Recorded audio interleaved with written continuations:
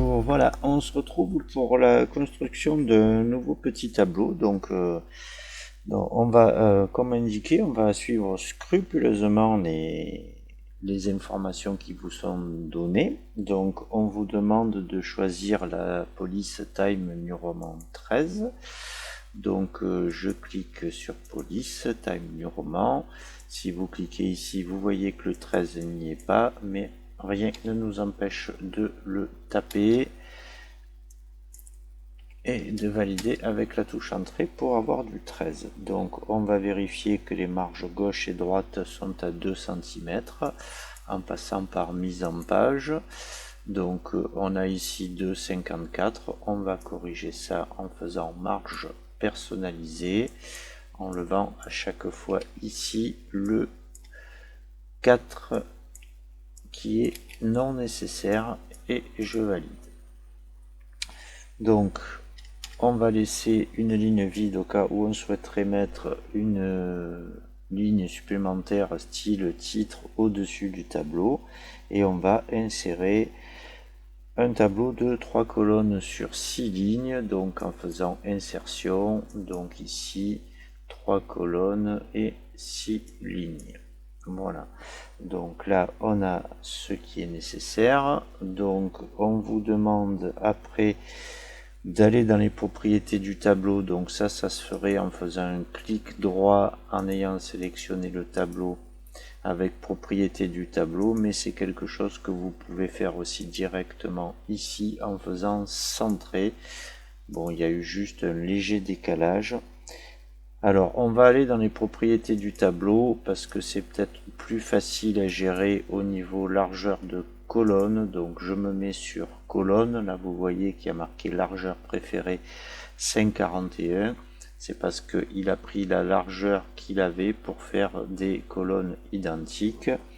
Donc là je peux décocher ça, cliquer sur colonne suivante qui me permet ici d'avoir une colonne, la colonne 1, où je vais dire ici que je veux la première colonne à 6 cm, la colonne suivante ici à 4 cm, la colonne suivante ici avec 5 cm.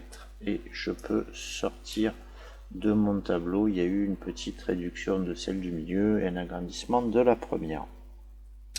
On vous demande de vous positionner dans la première cellule et de taper titre. Alors comme à mon habitude, je vais faire de la saisie en minuscule. J'appuie sur la touche de tabulation pour accéder ici à numéro.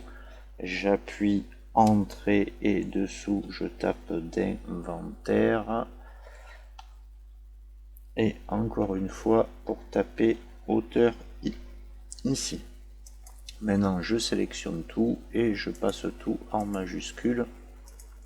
Ça permet en fait d'avoir les majuscules accentuées et l'apostrophe sans faire d'erreur de saisie.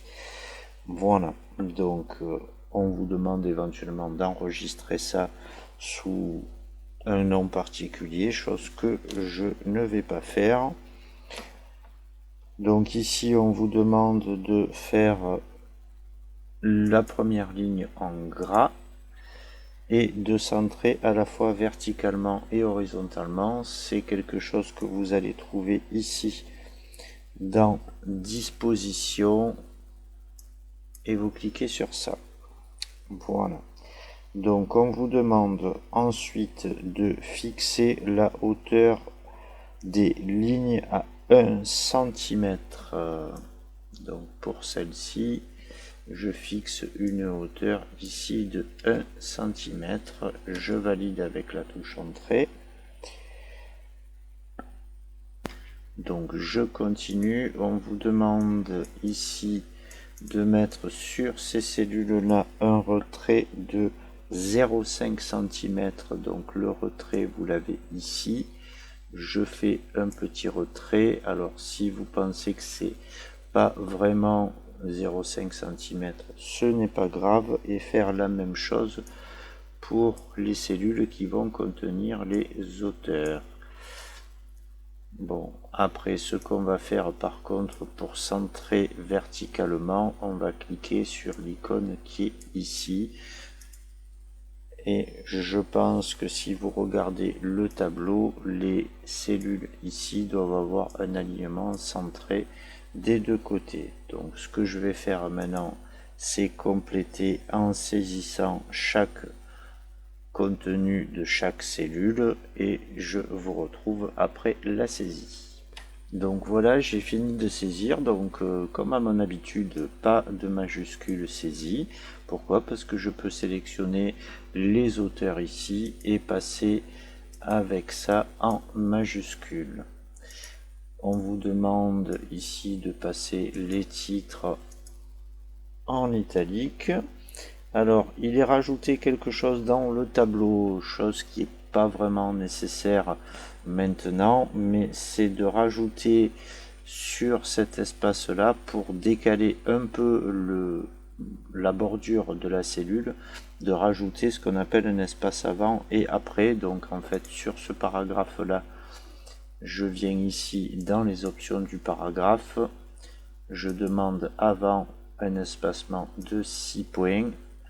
Et pour le deuxième paragraphe, puisqu'on a appuyé sur Entrée, je fais l'inverse, c'est-à-dire un espacement après de 6 points. Alors ça, c'est une méthode qui vous permet d'avoir une belle présentation, mais maintenant on peut le faire juste en agrandissant la hauteur de la ligne, ce qui aurait fait à peu près la même chose si on regarde.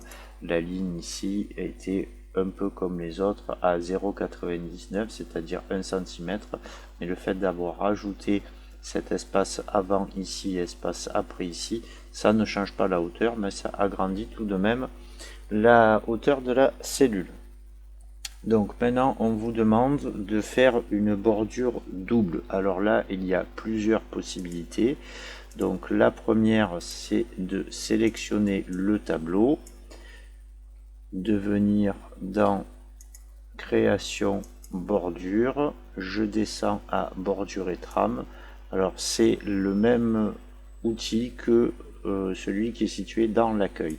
Donc je lui demande ici une bordure double. Donc si je fais encadrement, ça va supprimer l'intérieur.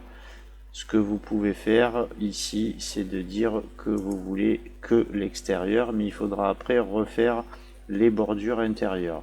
Donc il y a une méthode un peu plus rapide, je vais faire annuler ici, c'est d'utiliser ce que vous avez ici dans l'onglet création, c'est-à-dire de sélectionner le type de bordure, on va dire peut-être un peu plus épaisse, on va les faire en rouge pour qu'elles soient visibles. Et là, avec le crayon, vous allez dessiner autour de ce que vous voulez encadrer. Alors, pour cet exemple-là, c'était peut-être pas nécessaire. C'est quelque chose qui peut vous servir lorsque vous avez des encadrements un peu plus complexes. Donc ici, je valide par échappe pour me débarrasser du petit crayon. C'est la méthode la plus rapide pour faire la bordure. Donc le tableau est fini, on vous demandait juste après dans un deuxième exercice de faire un copier-coller de ce tableau. Donc on va le faire de toute manière pour qu'on voit si ça ne change pas. Je copie, je colle et dans ce deuxième tableau on vous demande d'effectuer un tri. Donc c'est quelque chose que vous allez trouver, ici. Vous avez trié, donc là pas besoin de faire une quelconque sélection.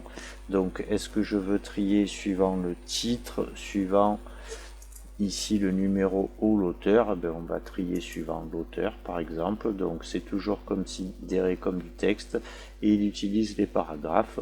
La première ligne ne sera jamais triée à cause de l'option que vous avez là. Je valide OK. Donc là vous voyez que si j'ai effectué des bordures, les bordures se décalent.